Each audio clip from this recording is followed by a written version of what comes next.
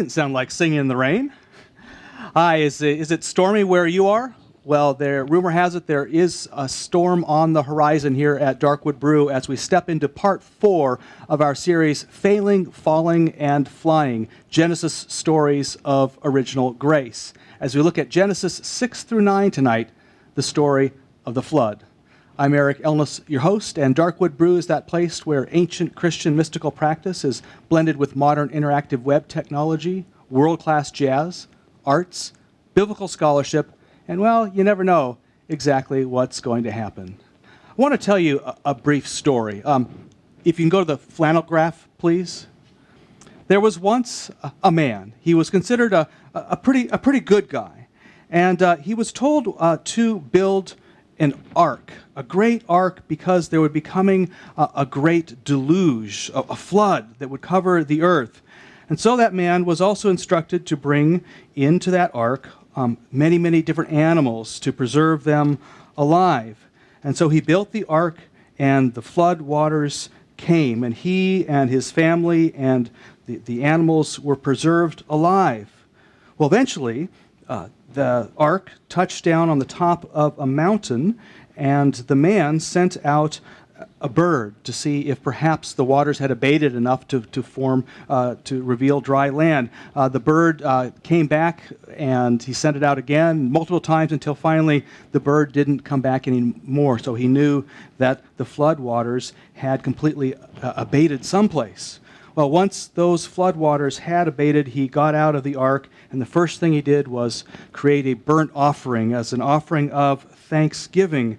And in the heavenly realm, it says there was much pleasure, and in that realm, the decision was made not to wipe out the earth again, according to the flood. Now, you may be wondering, why am I telling you this story? You know it very well. It's the story of Noah. Well, yes, but it's also a story told in an ancient story called the Gilgamesh epic, 1,000 years before the biblical story was written. It's also the story of one named Atrahasis that appears to be an even earlier story, and it's also the story of Ziusudra, of Sumerian, so possibly even earlier than that. Well, so tonight, if you'll stick around until the end of the episode, you'll be hearing some more about some of these other biblical, or rather extra-biblical accounts that sound a lot like the account in the Bible. How are they the same? How are they different? But before then, we'll be hearing from one of the greatest living Old Testament scholars alive today, Terence Fretheim from Luther Theological Seminary. We're very excited to have him on the program. He's literally influenced generations of scholars and of ministers, including myself. We'll hear what Terry has to say about how the Genesis flood account depicts God and what it says to us about God's character. Would a loving God wipe out the entire earth? So those are some of the questions we'll be dealing with tonight at Darkwood Brew. So stay with us. But before we go any further, let's take a look at what happened last week.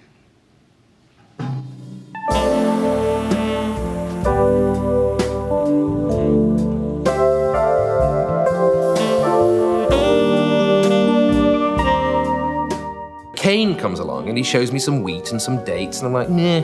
Then Abel comes in and he gives me a lamb. I'm like, oh my God, I really like that lamb. It's really sweet. Thanks a lot, mate. I really appreciate it. The next thing I know, Cain's killed Abel. I mean, he's like, am I my brother's keeper? I'm like, no, it doesn't mean you have to kill him. Other translations talk about him, about Canaan being able to look God in the face. You know, if someone feels bad already, to demand, look me in my eye. And so, yeah, that follows your argument that the troublemaker leading up to that murder is not Cain alone. I am Cain, son of Adam and Eve. I'm a farmer, till the land, which is very difficult. I don't even have tools. This is my best tool. It's a stick and a rock.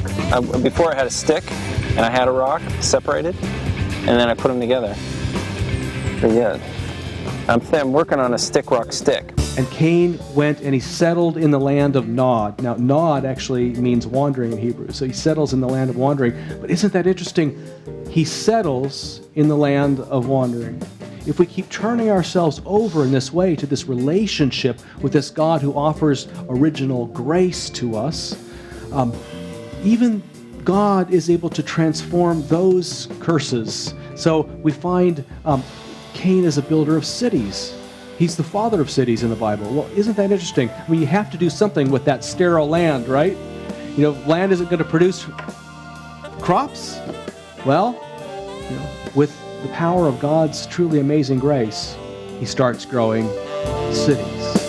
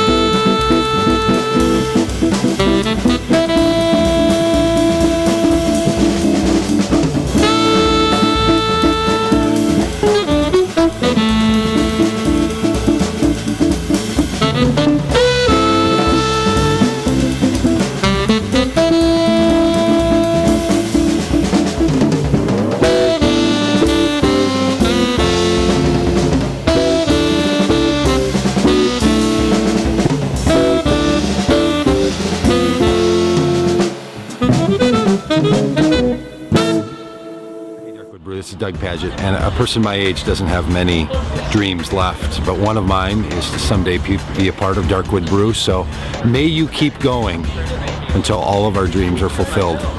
Love what you do, it's important, keep it up.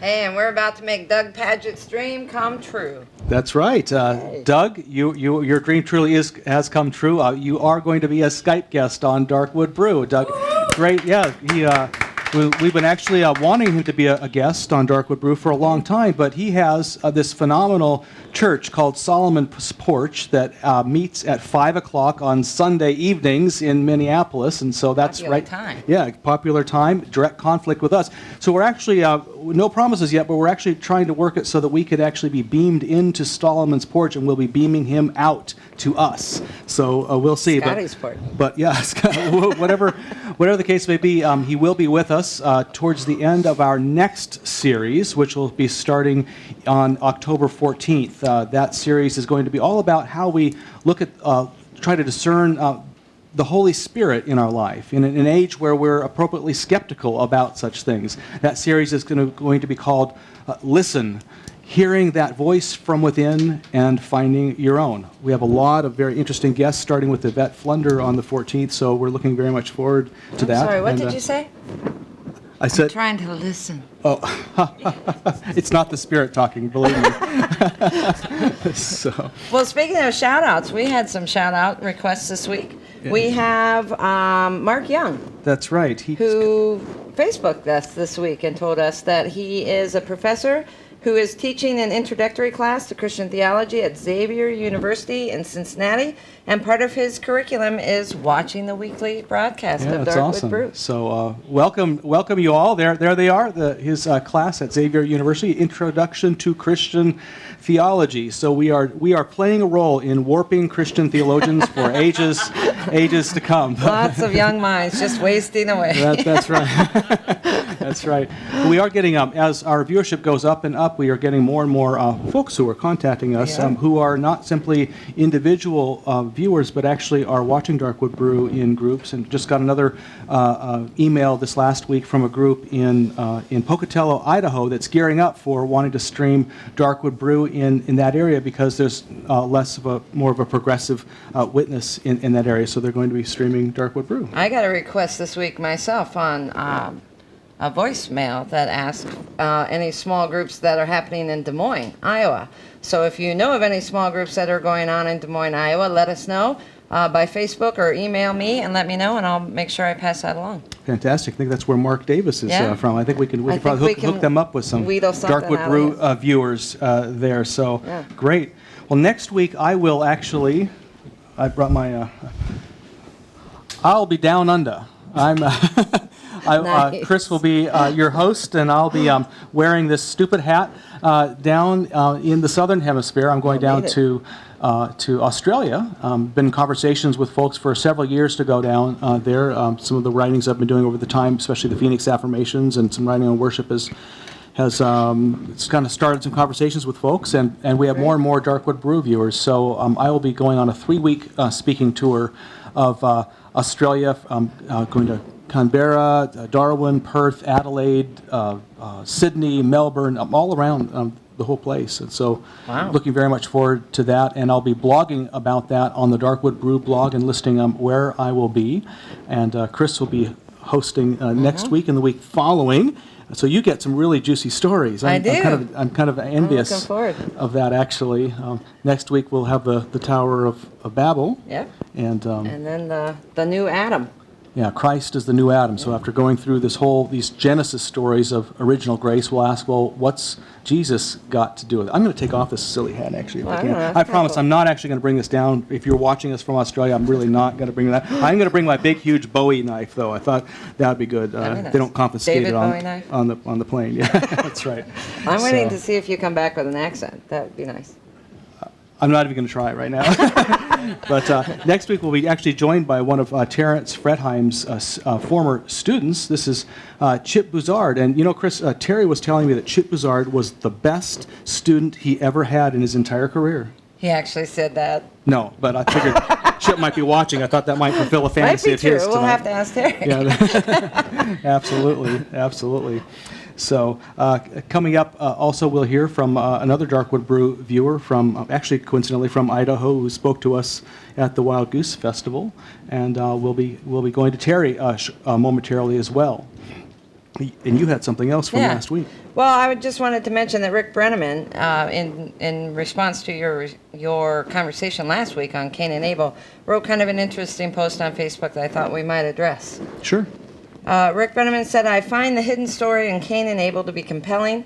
Have you ever fattened the type of sheep that are endemic to the Middle East? Never have. Never fattened a sheep. I have been fattened by sheep, but I've never fattened a sheep. Well, he says they don't fatten on grass alone. Sheep fatten optimally on a diet of around 65% wheat, 35% alfalfa. Abel protected and tended his flock, but Cain certainly did raise wheat. To fatten the sacrificial lamb, Cain had to give a considerable amount of his offerings to his brother. Cain may have realized that God favored not Abel's offering, but the offering that was the result of the joint effort of both he and his brother. That's fascinating, yeah. That's a great example, actually, of how our Darkwood Brew viewership actually is helping us inform our own conversation here. Nothing like somebody who's been there, done that, raising animals, to know that you'd have to feed them lots of grain. And that has he asked the question, what would it have been like if Abel had said, God, thank you so much for all you have given us. This is for you from my brother and me. How much would that have changed the conversation? It's an interesting point. Absolutely. Yeah. Might be fun to think about. Well, keep those comments coming. We always love it when you feed back on these episodes and keep the conversation going on our Facebook site and also on the Darkwood Brew blog, where you'll find weekly posts by me and also by Leslie Morrell, and occasionally a vlogger named Margaret McGrath also weighs in with some opinions. So that's active during the week too. So, Well, coming up, we have Terry Fretheim. We'll have also our Numa Divina reading, which is focusing on the what happens after the flood. And I will later in the episode be commenting on these strange stories that seem to sound a lot like what we find in the Bible. So stay with us. But first, a little reflection on Noah and the ark from a guy named Tim.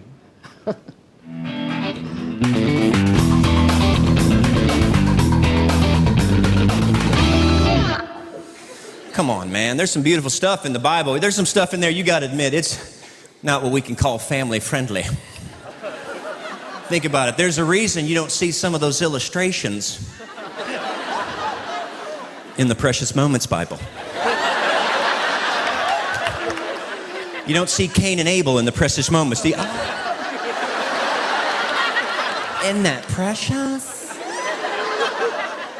It's like I'll never understand parents who will paint Noah's Ark on their little kids' bedroom walls. It doesn't make sense. Noah's Ark's a great story, but it's just out there, man. It's like, Daddy, what are you doing? I'm painting Noah's Ark on your wall, sweetheart. My favorite story. You know where God sends a worldwide flood to kill every living thing? Yeah. I love it. It's awesome. Hey, grab a brush and paint some screaming people on that rock for me just to make it real. It's going to be great. Look in the baby's room. I painted the stoning of Stephen. You're going to love that. Those birds, no, those are locusts coming to kill you. That's what they are. Oh, my. Well, that's a fitting intro to our central story on the flood and that difficult piece about violence in the biblical text. And we're happy to have Terry Fretheim deal with that so that I don't. Terry, it's good to have you with us this evening. Good to be here. Thank you very much. So for those, there's a lot of us who do know you, but for those who don't, what can you tell us about yourself and your career? Well, I've been working with the Old Testament for over 40 years now, and been particularly focused on issues theological. What kind of God are we working with in this text and that text?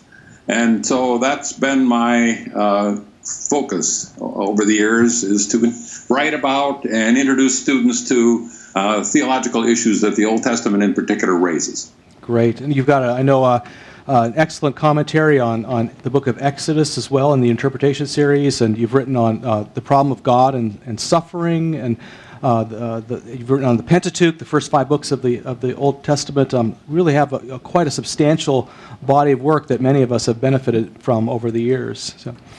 One of the items I could add to that is a book that just came out a couple of years ago entitled Creation Untamed, the Bible, God, and Natural Disasters, where I work with flood material, Job material, creation material.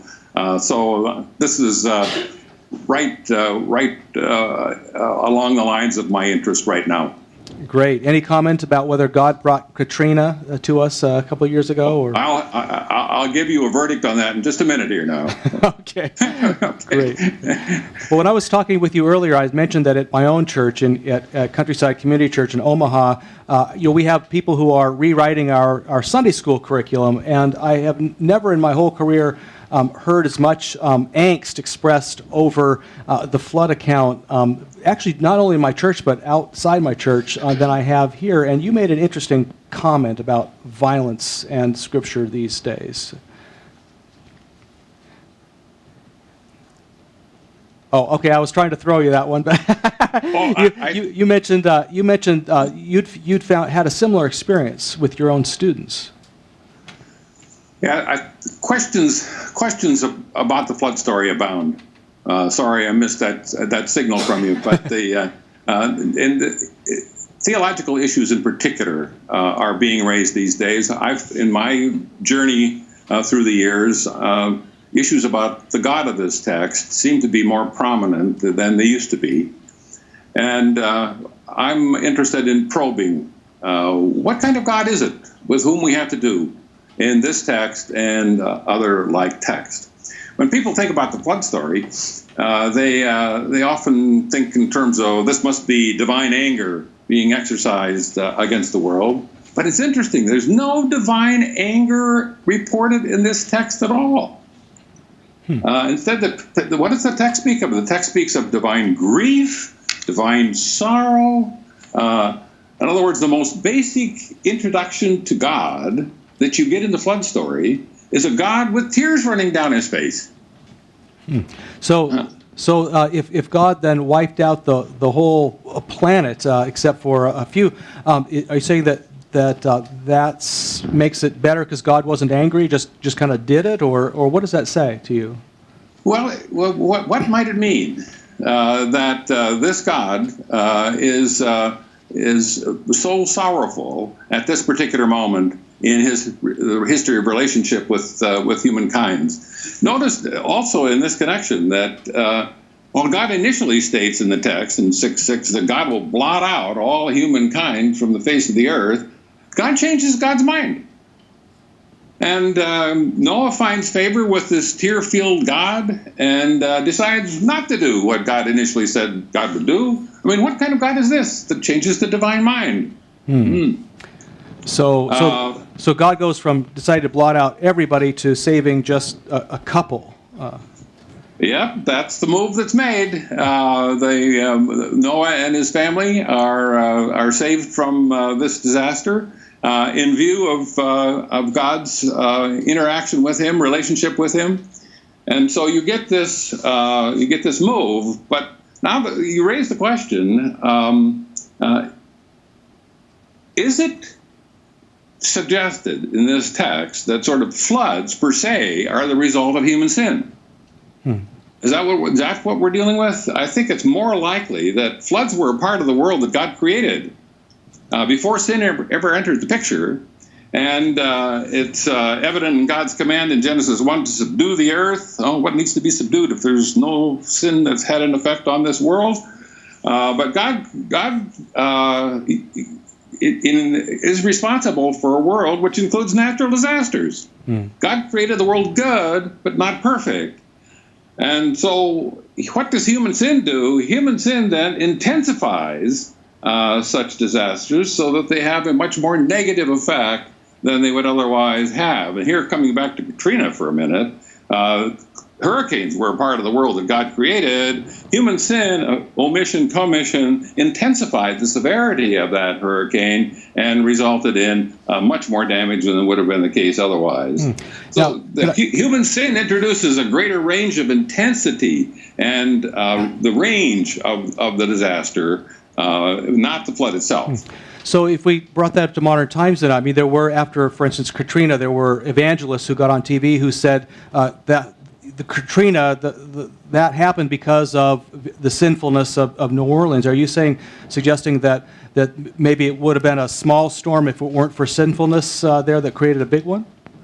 I think that's generally agreed in the wake of that disaster that human sins, you might say, of omission and commission intensified the severity of that storm, and many more people were killed by that than would have been the case had human beings not introduced such negative elements into the situation.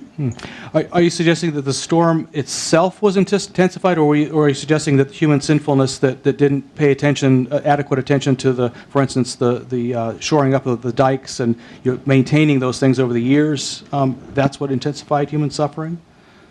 I think that storms like this were an integral part of the world that God created, but human activities of various sorts occasioned an intensity, a range that made for much more damage than much more death than would otherwise have been the case. Sometimes people say that in the flood story, God moves to punish people, but is punishing the right word? Is punishing the right word to use here? It's interesting that in Genesis 6, verses 11 to 13, you get a statement, the earth was corrupt in God's sight, and the earth was filled with violence. And it's interesting to me that the Hebrew word for corrupt belongs to the same root as the Hebrew word for disaster used in this text. And so what we have here, I think, is an act-consequence order of things, namely that there's an intrinsic relationship between human sin and its effects, rather than sort of a penalty that's introduced by God into the situation. God mediates the consequences, but doesn't introduce them, I don't think. It's striking that in what follows after that introduction of the flood story, the flood and the waters are the basic subjects of the verbs. And it's only when you get to chapter 8, verse 1, which is the turning point in the flood story, where God remembers Noah and his family and the wild animals and the domestic animals, that there is a move to the salvation of the world. But it's only at that point that God becomes the subject of a verb of consequence in this story. Yeah, that's very interesting. You make a good point about, I think, about that. Oftentimes we think about some of these things happening because God is punishing us for our sins. But what I hear you suggesting is that we are punished intrinsically in our sin, that we bring upon ourselves the hardship, and God then responds to our own, the traps that we have set for ourselves. Yes, indeed. I think that's so. Is that I think God created a world in which acts have consequences. And good consequences, bad consequences, and what we will often experience is the effects of our own sin. So that these effects are intrinsically related to the deeds that have been committed. God mediates them. God sees that the world works so that acts have consequences. But God isn't up there pushing and pulling buttons, sending lightning bolts or floods on specific situations. So if that's the case, then it sounds like perhaps you're suggesting that the humanity corrupted itself, and that God steps in through the Noah story to, in a sense, to save humanity from itself? Indeed, I think that's finally what happens here, and enabling, first of all, the family of Noah to begin again, if you will. But then it's not simply the family of Noah, it's the wild animals and the domestic animals that God saves in order to start a new world. Now, here comes another connection. Sometimes people, when they think about the flood story, think that God intended to undo the creation and begin again. But I think here water would be understood as an instrument of destruction in that particular way of working with things. But I think that when you get to the end of the flood story, you don't have a new creation. The old creation is not completely destroyed. There's major continuity with the original creation here. What do you got? Vegetation, light, firmament, luminaries, occupants. There's a beginning again, but the essential pre-flood world remains intact, including, importantly, a sinful humanity. People are as sinful at the end of the flood story as at the beginning of the flood story. So if God's purpose was to purge the world of sin, purge the world of corruption, would you have to say that particular strategy didn't succeed for God in this particular instance? It was in some basic sense a failure, because at the end of the flood story, people are sinful. Maybe it has to do with the purging of the negative effects of sin, but you have a sinful world that continues on and on in the wake of this event. Good points, and actually want to hold you at that point now, because we're going to be, when we come back, we'll be dealing with the end of that story and what God does decide in light of the fact that we haven't seemed to change much, but what's God going to do about that going into the future? So we'll be going to our Pneuma Divina reading in just a moment, but before we do that, we want to go to Cody, who was at the Wild Goose Festival West, is Darkwood Brew viewer, and had this to say about his experience. And then after we hear from Cody, we'll be into our Pneuma text for the evening. Hello, Darkwood Brew audience. It's been a pleasure to get to know at least a small part of you guys and follow along a little bit through the episodes and to connect with some like-minded people. So really appreciate what you guys are doing. My name is Cody Stoffer, and I'm from Payette, Idaho. This is where I actually was born and raised in Idaho, so that's where I'm from. I was raised in a non-denominational background. My church is non-denominational. I didn't know about any other denominations. I grew up in a small town of about 27 people, so there was one church. You could either go to the Bible church or to the LDS church. That was it. That was our religious diversity, I guess, in our town. I was searching for Lectio Divina resources, and something that I was exploring to put into practice in my congregation that I'm a pastor at. There was a group of people practicing that together, and that they were willing to open up and share with a broader community, a global community. So I felt like that was pretty innovative, and that was pretty cool. And I was also exploring ways that I could open up our congregation to those kind of things. So that was what I found really unique, was the ability to share with so many people, and just finding a way to make that an ethos in our community too. We actually had a leader, an elder in our church, step down and leave because I went to, it was an event that had like Brian McLaren at it, and so he was not comfortable with that. He went and researched, Brian McLaren and Rob Bell and other things like that, and he didn't like any of those things, so he just stepped down and walked away. But the church surprised me and surrounded me and said, you know what you've been teaching us is good. We haven't found anything that's dangerous to us or misleading to us. I'm kind of like a pioneer in my own mind, I guess. I want to go out and discover and find new things and not be satisfied with the status quo and push forward. As a pastor, you always have, everywhere you go, doesn't matter if you want to cut loose and just be you're still a pastor, so that always comes with some expectations and some baggage, good and bad. And the thing that I like about logging online and checking out the Darkwood Brew is I'm not the pastor, I'm not a leader, I'm not anything. I'm just sitting down, listening to some conversation, hearing some new ideas and insights. One thing I love is being exposed to new voices that I've never even heard of. You guys did you did a series on the Beatitudes.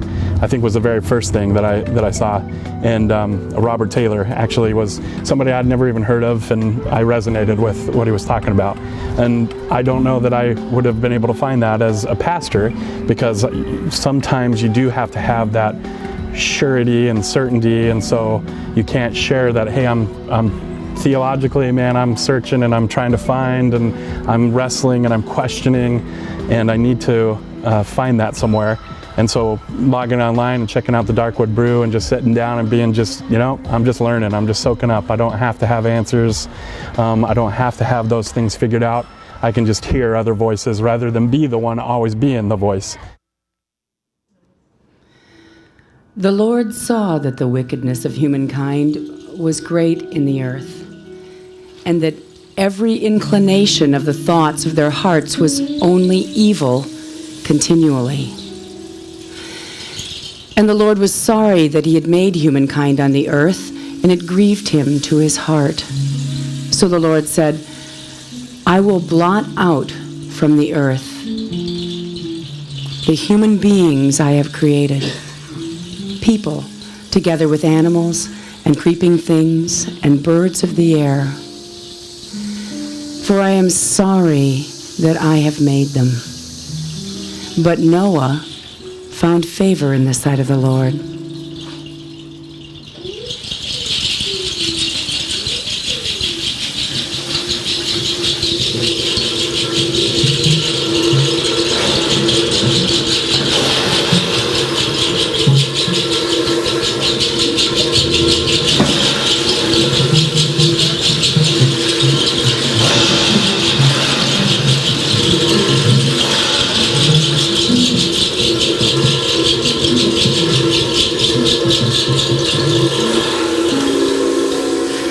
Then God said to Noah and to his sons with him, As for me, I'm establishing my covenant with you and your descendants after you, and with every living creature that is with you, the birds, the domestic animals, and every animal of the earth with you, as many as came out of the ark.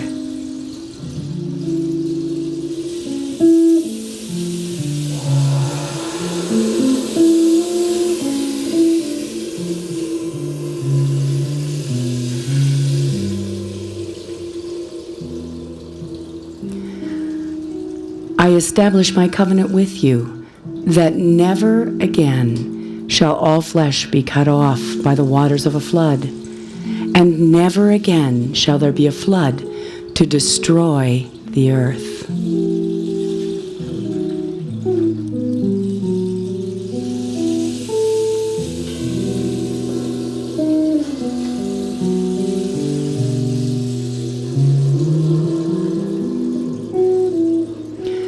God said, "This is the sign of the covenant that I make between me and you and every living creature that is with you, for all future generations. I have set my bow in the clouds, and it shall be a sign of the covenant between me and the earth."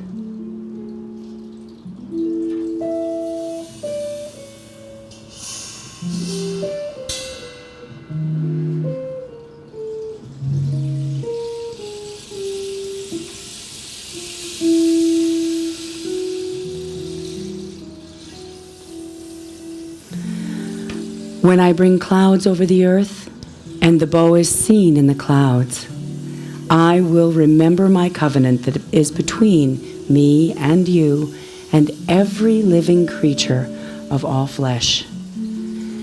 And the waters shall never again become a flood to destroy all flesh.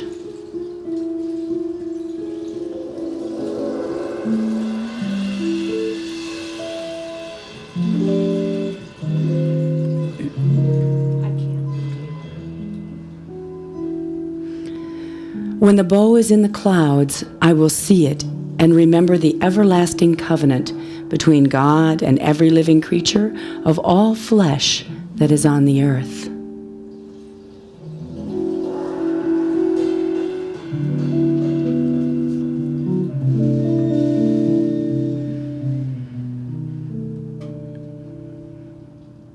God said to Noah, "This is the sign of the covenant that I have established between me and all flesh that is on the earth."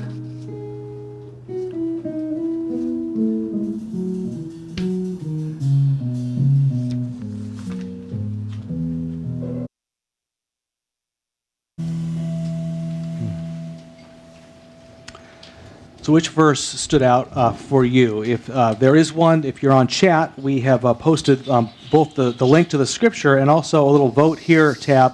We'd like to hear from you. What verse really kind of lifted itself off the screen for you? And at the end of our time together, I will offer a reflection on that. Perhaps Terry will as well. And in the coffee house, you have your Pneuma sheets. If you'll signal that at this time, we will go and, like I say, discern what spoke most to our internet community. Well, I think while we are tabulating those things, we'll go to our musical feature.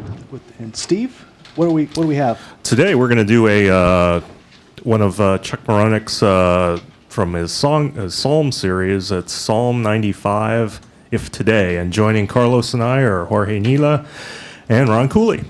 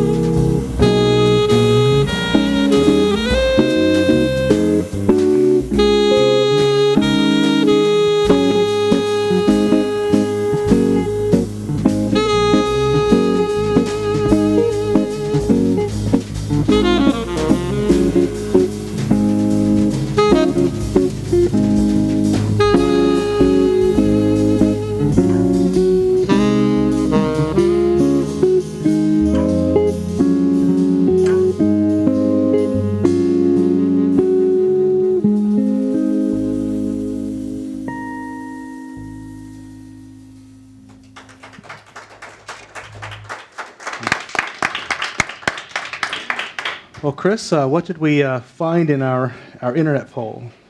Well, the clear winner was 12. Verse 12, Yes. which is, God said, "This is the sign of the covenant that I make between me and you and every living creature that is with you for all future generations." Great. How about in the coffee house? What verse, for you, if you hold your Pneuma sheets? I've seen a lot of 11s. There's 16s, 17s, 15s, 16. Looks like, yeah, I think 11 has it in the coffee house, even though it's quite a spread. I established my covenant with you. That's kind of related to actually verse 12. That never again shall all flesh be cut off by the waters of the flood, and never again shall there be a flood to destroy the earth. There was a 10% vote for 11 online. Okay, great. There is some representation. Yeah, and a lot of 16s out there too. Yeah. Well, if whatever your verse happened to be, we encourage you to actually write that down and keep it with you during the week. See how that verse interplays with you when it comes up in your imagination, and why did it come up then? Oftentimes the Spirit comes at us slantwise like that when we are intentional about seeking God's voice, and we have that word circulating the back of our minds. You'd be surprised at how it can speak later on to us. So, well, we want to go back to Terence Fretheim, and Terry, that we heard from our worldwide community, really kind of verses 11 and 12. I want to offer you an opportunity, should you choose to comment on it, or you can comment on another verse, but just remind everybody again, I'm just going to read verses 11 and 12 together. I establish my covenant with you, that never again shall all flesh be cut off by the waters of the flood, and never again shall there be a flood to destroy the earth. Verse 12, God said, this is the sign of the covenant that I make between me and you and every living creature that is with you for all future generations. Yes. One of the things that strikes me about that text is that there is another text alongside it in chapter 8, verses 21 to 22, which also articulates that promise, I'll never do that again. At the same time, it says human beings are as sinful now as they were at the beginning. So the striking thing to me is human beings don't change, God changes. God says, I'm going to take a new way with the world. I will not visit the world in this kind of disastrous way again. Now, if that is to be taken seriously, and I hope it will be, this is an eternal, God promises, God won't go back on a promise, an eternal divine self-limitation with regard to the exercise of power. I won't do that again. What does it mean for God, then, to make that kind of promise? In other words, the flood story is unique. That's not going to happen again. And so God moves into the future, eliminating the divine option to do that. God limits the divine self here. Why do you suppose God does that? Well, my guess is that it has to do with a fundamentally gracious, promissory way of God's relating to the world. God determines that this way didn't work, if you will, the flood story. I'm going to take a new direction with the world, but it will mean more violence in the world. Well, because God has chosen to eliminate an option, namely wiping the world out for its violent behaviors. So we've got to learn to get along, it sounds like. Well, it's we have to do with the God who chooses to place responsibilities in our laps again and again with regard to the shape of the future, and recognize that God's self-limitation of freedom and power should be recognized, and that puts us more into the center of things, and our responsibilities for our life together are even more important. Yeah. And many people have the understanding, though, that God is part of what it means to be God is that you never change, that you are the unmoved mover, as Thomas Aquinas said long ago. What can you tell us about this God that would, maybe God's going to make this eternal promise, but a God that might change in other ways? Is this the kind of God that we find in the Old Testament? A God that kind of changes God's mind here and there? Yes, God certainly does. Nearly 40 times God is the subject of a verb to change the divine mind. But with regard to this particular matter, you have a promise that's eternal, that's sealed with the rainbow. God will not go back on this promise. That charts the divine way into the future, and it entails a limitation, a self-limitation, with regard to possible divine responses to violence that may arise. So I think it means that we're going to experience more violence given that kind of move on God's part, because God's not going to step in and fix it. So what other places do you find where God changed God's mind in Scripture? Well, one of the most famous ones is in Exodus 32, where you get the sin with the golden calf. And God says to Moses, I'm going to wipe them out. I'll preserve you. And Moses talks with God. Well, God, what will the neighbors say if you do this? What will the Egyptians say? Remember, God, you made a promise to Abraham, Isaac, and Jacob that you wouldn't go back on the promise. And so there's an example of some exchange between God and Moses with regard to issues of divine change of mind. Or the book of Jonah would be another one where a word is announced to the people of Nineveh that they're going to be wiped off the map. And God changes his mind with regard to the future of the city, even though Jonah, the prophet, gets ticked off at that kind of divine move. Right, yeah. So this sounds like the kind of God that you're suggesting that we encounter in the Hebrew Scriptures or Old Testament is one that is in conversation with us, that actually listens to what we have to say as well as asking us to hear what God has to say. You said that very well indeed. This is a God who is in genuine relationship with us. And now we need to unpack, what does it mean to have a genuine relationship? And one of the things I think that entails is that God will choose to interact with us as we move through life together. That's that kind of responsive God in genuine relationship with us is one I think that can be very helpful to us as we move through life. Yeah. So if we were going to take this God out of the Bible and put this God into the center of our lives, what's an example of how we might expect to change God's mind in our everyday lives? Well, if you have prayers, I think, are commonly the context in which you have a divine change of mind in the Old Testament. Might it be that with regard to a particular situation in life with which you're confronted, there's continuing tussling over what direction to take? Might engagement with God push and pull one around in such a way there that what you have to say will shape God's actions in the future? I can hear some viewers kind of suggesting that sounds a bit like we are elevating ourselves to God's status, that we could actually change God's mind, as if God doesn't kind of know enough to make God's own mind up. How would you respond to a viewer that would ask that question? I don't think we change God's mind. I think we talk and God changes God's mind. I think there's a difference there. But I think that in the opening chapters of Genesis, which you've been working with so well, I think that human beings are given a prominent role. Have dominion, be fruitful, multiply, fill the earth, subdue the earth. And so, and this image of God language, which is used to speak of the human being in that particular, is a key point with regard to God's honoring of who we are and entering into genuine relationship with us as we move together into the future. Excellent, excellent. Well, Dr. Fretheim, Chris has been actively monitoring the chat, and she has a question. Actually, there have been a number of questions that come out there. Perhaps we can deal with them during the week. But we have time just for one, actually. We're running short here. I think the most pertinent question, or the most anxious question that I hear on there, is the question about evil and how evil enters into this relationship with God, this participatory relationship that we have with God. How does evil fit into the suffering in the world? Well, evil can mess things up in a hurry, for sure, because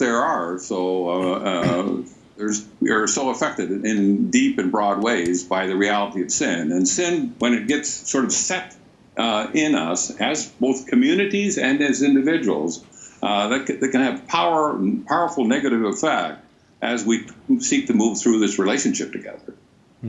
So that's a continuing reality. You still have God's promise. God will, with that rainbow, God won't act in this way again, even in the face of the worst of the evil. But to recognize this is very important. Yeah. Remember one Old Testament scholar, Jim Roberts, once saying that talking about good and evil in the Hebrew Scriptures is oftentimes it's helpful to think about helpful versus unhelpful. that is helps us get at the nature of what's being said there too. Well, there's big discussion, I think, online about what is the nature, the definition of evil itself, and how does that play that role. So I think that'll be a large part of the conversation throughout the week. Very good. Well, Dr. Fretheim, it's been a pleasure to have you on the program with us, and I encourage any of our viewers to get out onto Amazon or go to your local bookstore and find, pick out one of his many excellent writings that really deal with this God whose mind can change and who gives us a lot of agency in this world. And so, once again, thank you for coming on the show this evening. Thank you very much for having me. Great to have you.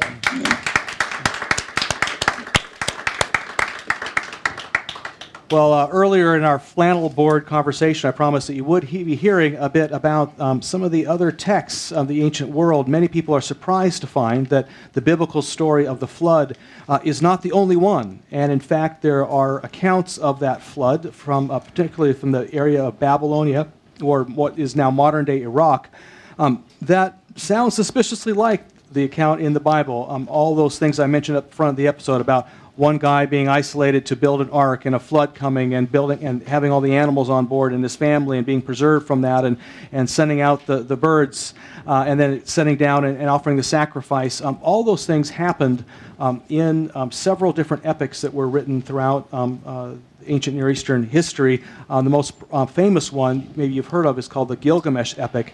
And that epic actually was first read to a group of scholars in 1872. So if all this is brand new news to you, bear in mind, this has actually been around for a long time, but it's oftentimes not discussed in churches because it tends to make people uncomfortable. You heard from that Darkwood Brew viewer who had a person walk out of his church just because he had people like Brian McLaren on. That's people like Brian will and Darkwood Brew itself will challenge and push things out and to recognize that there are advancements that have been made in our knowledge of the ancient world, which sometimes make us uncomfortable. Some people are threatened by the knowledge that the Bible might borrow material from older material from the ancient world. But that should only threaten you if your view of Scripture's authority is based on an idea that God essentially wrote it God's self, maybe through human hands, but wrote it word for word as a direct and unique revelation to Israel and must be historically accurate in all its counts. But the fact that there are other ancient Near Eastern flood stories that sound a lot like ours, from which the Bible may have very much drawn or at least been in conversation, should not necessarily be threatening. It can be actually a mode through which we appreciate the Scriptures even more deeply, find them to be more sacred than we thought them to be.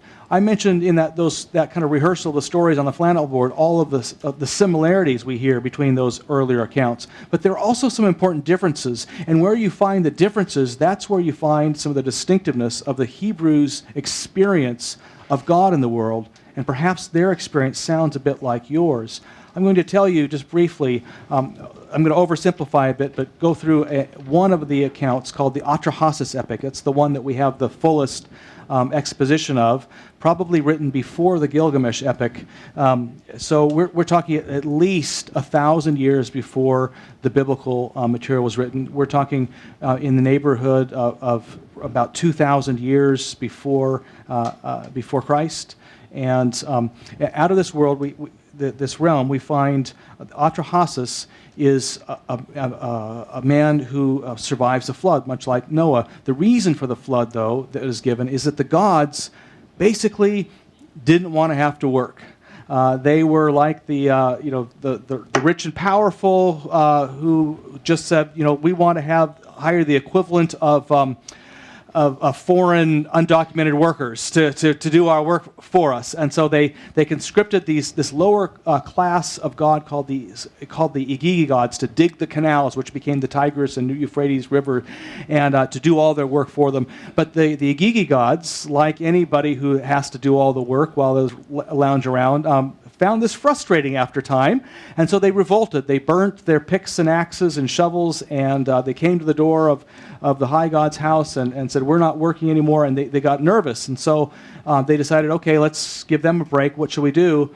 Well, they decided to take 7 lumps of clay, and they slayed a god, and they mixed that god's blood with the clay. You may hear resonances with another Babylonian epic we've been talking about at Darkwood Brew called the Enuma Elish, and the mixing of a god's blood with clay, which then creates human beings. And human beings are then made to be slaves of the gods. Well, all is well and good for about 1,200 years until, we like to multiply. We like to multiply a lot. And without birth control, we can really do a good job of that. And so we multiply, and eventually we get too loud and noisy. The gods say, there's too much racket going on. We can't get any sleep. We need to wipe them out. And so they come up with the idea of a plague, and they're going to wipe us out, or at least thin us down drastically with a plague. But one god who really loves humanity, named Enki, he decides, this isn't right. And so he goes down and he finds this character named Atrahasis and says, hey, get everybody to stop sacrificing to all the other gods once this plague starts, and go to the god Namtar, who's really responsible for the plague, and give all of your sacrifices to him. Well, they do this, and Namtar's just so thinking, wow, this is awesome. He starts feeling guilty for causing the plague, so he lets go of the plague. So then humanity starts building up again 1,200 years later, and they say, this is too much racket, so they say, let's try drought. Well, Enki, once again, goes to Atrahasis. The same thing happens, and then they go to Adad, the storm god. He starts feeling guilty because he's getting all their sacrifices, and says, okay, you can have some rain. And so once again, foiled. Well, again, they try the similar technique after 1,200 years, and again, they're foiled by Enki and this sacrificing to a particular god. So finally, the gods say, we need a final solution. We need to just deluge the world in a flood that will come upon them suddenly. Now, they're wise to Enki, though. They know that Enki's not going to go for it, so they demand an oath from all the gods that you will not tell another human being about what's about to happen. Well, Enki's a little more crafty than they've given him credit for. He goes down and he realizes, well, I may not be able to tell a human being directly, but I could sit outside of Atrahasis' hut while he's inside, and I could speak to the hut. And so I'm going to put up on the screen what he says. He's standing outside the hut of Atrahasis, and he says the following. He says, wall, listen constantly to me. Read hut, make sure you attend to all my words. Dismantle the house, build a boat, roof it like the Apsu, that's the great deep, so the sun cannot see inside it. Make upper decks and lower decks. The tackle must be very strong. The bitumen, a form of tar, must be strong. And so he gives us his instructions, and Atrahasis follows him, builds the ark, puts the people, his family and the animals on side. The flood comes. Then it abates after he sends out birds, and he offers a sacrifice. Well, once the sacrifice goes up, the gods are like, wait a minute. I thought all the people were gone. Well, in the meantime, the gods had felt really badly for causing the flood because there's nobody to feed them anymore because there's nobody sacrificing. But they smell that sacrifice. The text says the gods flocked around it like flies. And so everybody's really happy now that finally somebody is there to feed them, except for the high god who's really upset. Who did this? Enki? But all the gods are like, hey, get over yourself. We now have food, and let's figure out a different plan. And so in response, they decide not to wipe out humanity, but rather to limit our multiplication by creating a class of women that would be barren, and by creating a certain percentage of births that would be stillbirths. So that's the story of Atrahasis. A lot of similarities in it, but also where it's different is that's where it gets really, really interesting. We're hearing the other end of the phone conversation that the Hebrews are kind of involved with. They accepted the flood narrative as fact. I mean, how could they not? I mean, you could see places where there were seashells where there was no sea. You can go up on top of mountains and find seashells. In their mind, they didn't have the scientific awareness we do. They thought, well, there must have been a flood. So we accept that as fact. But what they couldn't accept was the reason for it. The God of their experience was far too loving to simply wipe us out because we got too noisy, because we were too much of a pain for this God. No, you heard why God decided to cause the flood is because the inclinations of the human hearts God found were only evil all the time, continually, and then violence filled the earth. In other words, we were destroying ourselves. The systemic violence had become too great. And so God then is not, in the Hebrew account, it's not that humanity is saved because the divine will was thwarted, but rather the divine will itself is to save humanity through the flood. So the Hebrews would have asked the same thing that we do. Why would a loving God wipe out humanity? Well, they answered it saying humanity was destroying itself. A loving God intervened to save humanity, not to wipe it out.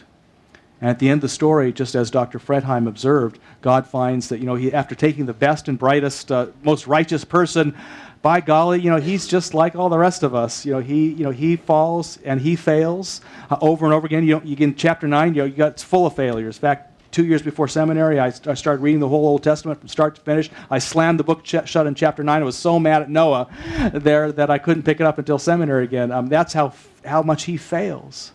And yet, God realizes that, okay, pushing that reset button or starting that flood wasn't going to solve everything, make us beautifully sinless, but that we were still worth loving.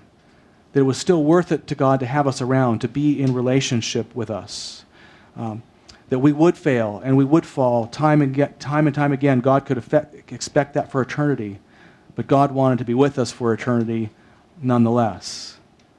And so we see a pattern in Genesis, starting in the creation accounts of Genesis 1 through 3, continuing in Cain and Abel, and continuing again now in the flood. Humanity being originally blessed, and yet also originally sinful. We're marked by original blessing and original sin, but we're not defined by these. In each of the counts, we are defined by original grace. A God who is about redemption, about love. A God we can trust, even when we've turned our back on God. Even when we ourselves know that we have failed. We can trust that if we turn to God, turn ourselves into God's hands, saying, "Thy will be done, not mine," that God isn't waiting there with this cosmic smite button, waiting to push it, to drop something on us, but is welcoming, waiting there with open arms. We see that understanding continued not only through the Genesis accounts, but expressed most fully in this meal, the meal we conclude Darkwood Brew with each week, a meal in which we remember Christ taking bread, saying, "My friends, this is my body, which is broken for you. Do this as often as you eat of it in remembrance of me." Who broke Christ's body if it wasn't us? And so likewise, after supper, he says, "This is the cup of the new covenant in my blood. Do this as often as you drink of it in remembrance of me." Who shed this blood if it weren't us? On that cross, we find the ultimate expression of our failing and our falling. And yet we are here today remembering that the cross was not the end of the story. The flood was not the end of the story. The Garden of Eden and being kicked out of the Garden of Eden was not the end of the story. Cain killing Abel was not the end of the story. But rather, with God, our story continues forever and ever. God able to come, forgive, to love, and to take even those curses we brought upon ourselves and turn even those into blessing if we will trust this God and allow God to do that. If you happen to have bread and wine at home or juice and crackers, we invite you to join us this evening and to partake of a meal, a feast, in which we remember our failing and our falling, and God's setting up, God's answer to set us to flying again. The gifts of God for the people of God.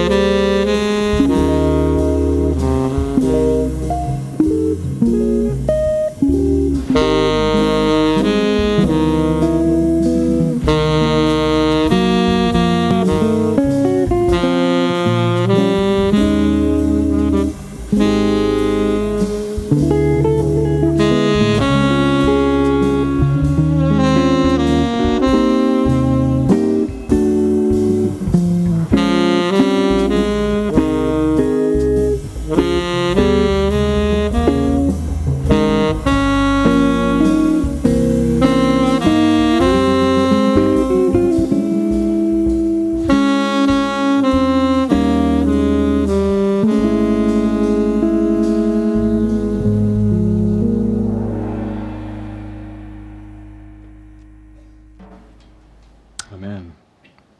Well, we thank you for joining us tonight. I'm going to be off on Tuesday for Down Under, joining our Darkwood Brew viewer friends in Australia. Chris Alexander, as I mentioned, will be hosting next week's episode along with Skype guest Chip Buzard, and she'll be rounding out our series the following week as well. On October 7th, that's 2 Sundays from now, we will be rebroadcasting an older episode. That episode we did in August on Convergence Christianity with, Brian McLaren, was a really big hit with our Darkwood Brew viewers, and since it will be between series, about to start our new series on the Holy Spirit and prayer, we thought we would rebroadcast that episode. I'm sneaking in here because I want to make a promo for...